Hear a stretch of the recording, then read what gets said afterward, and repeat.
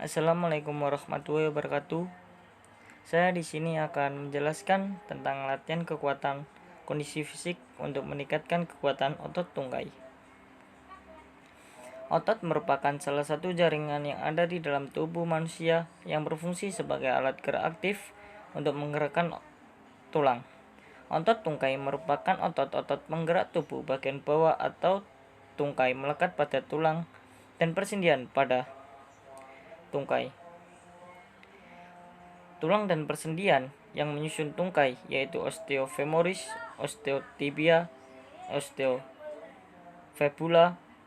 osteotarsal, osteometatarsal, osteophalangus, articulation coxa, articulation genu, dan articulation ankle. Otot tungkai dibagi menjadi dua bagian. Yang pertama, otot tungkai bagian atas. Otot tungkai bagian atas terdiri dari beberapa otot. Yang pertama, otot sartorius. Yang kedua, otot lateralis. Yang ketiga, otot vastus medialis. Otot keempat adalah otot rectus femoralis. Yang kelima, abductor longus, dan banyak lagi. Yang kedua, otot bagian bawah, yaitu terdiri dari beberapa otot. Yang pertama, otot tibialis anterior, otot peroneus longus, otot gastrocnemius, otot soleus, dan otot extensor digitorium communis longus. Kemampuan otot tungkai ini sangat berperan penting dalam komponen kondisi fisik cabang olahraga bola voli. Bola voli karena kekuatan otot tungkai mempunyai kontribusi besar baik dalam melakukan teknik bertahan atau blocking maupun teknik menyerang atau smash yang masing-masing dalam melakukan gerakan penolakan massa tubuh dengan daya ledak atau power otot tungkai. Salah satu komponen yang menunjang dalam pelaksanaan aktivitas olahraga seseorang adalah power atau daya ledak. Daya ledak adalah kemampuan mengatasi hambatan dalam kecepatan kontraksi otot yang tinggi.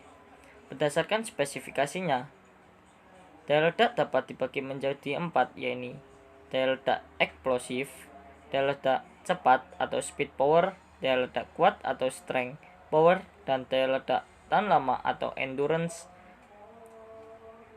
Berdasarkan jenis geraknya, daya ledak juga dapat dibagi menjadi 2. Yang pertama, daya ledak asiklik dan daya ledak siklik.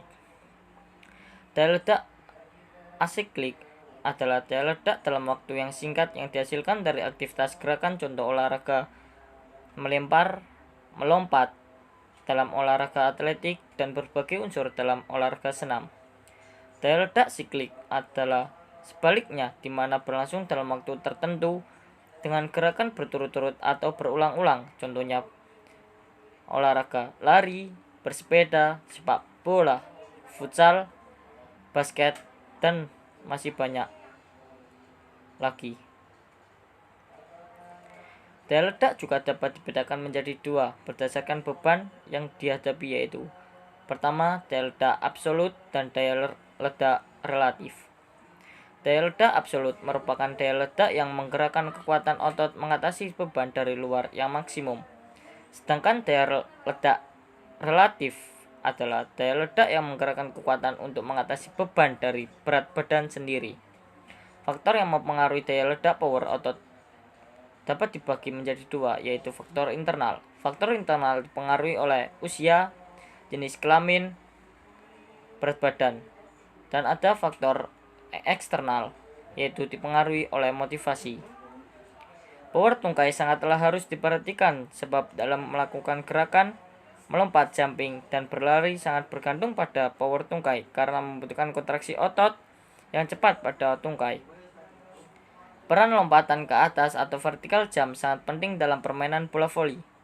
Untuk setiap pemain harus memiliki kemampuan melompat ke atas yang tinggi karena komponen teknik dan karakteristik bola voli adalah lompatan. Sehingga latihan penguatan otot penunjang melompat harus diperhatikan untuk mengoptimalkan penampilan atlet saat bertanding. Power otot tungkai memegang peran penting yang sangat berpengaruh terhadap terciptanya suatu lompatan hingga dapat melakukan jumping smash dan blocking yang sempurna.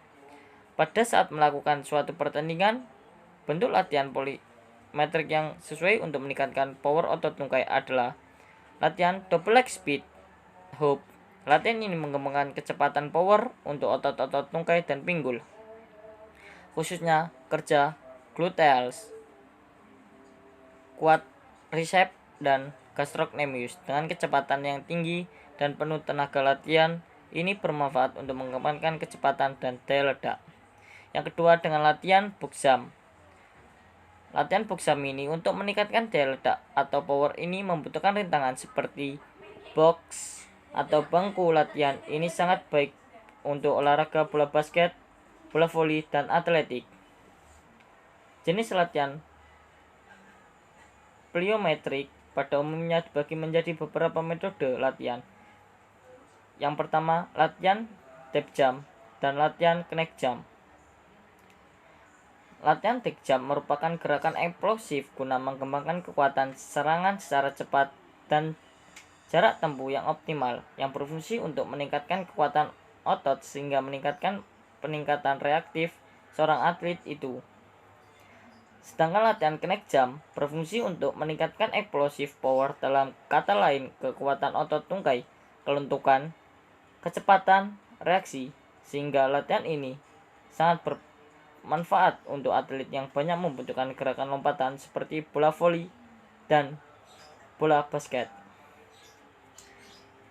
Berikut sejumlah manfaat yang dapat dari kebiasaan melatih otot tungkai, yaitu yang pertama, memperkuat otot, meningkatkan kelenturan, meningkatkan kestabilan dan keseimbangan, membakar kalori lebih cepat.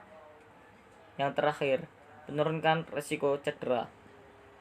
Komponen-komponen kondisi fisik. Di setiap cabang olahraga, komponen kondisi fisik sangatlah penting untuk dilatih, khususnya di cabang olahraga bola voli. Ada beberapa komponen biomotorik, yaitu sebagai berikut. Yang pertama adalah kekuatan atau strength. Yang kedua, daya tahan atau endurance. Yang ketiga, kecepatan atau speed. Yang keempat adalah kelentukan atau flexibility. Yang kelima yaitu kelincahan atau agility. Yang keenam, reaksi atau reaction. Yang ketujuh adalah koordinasi atau coordination. Yang ke-8 adalah keseimbangan atau balance. Yang terakhir adalah ketepatan atau akurasi. Itu saja yang dapat saya sampaikan. Kurang lebihnya mohon dimaafkan. Wassalamualaikum warahmatullahi wabarakatuh.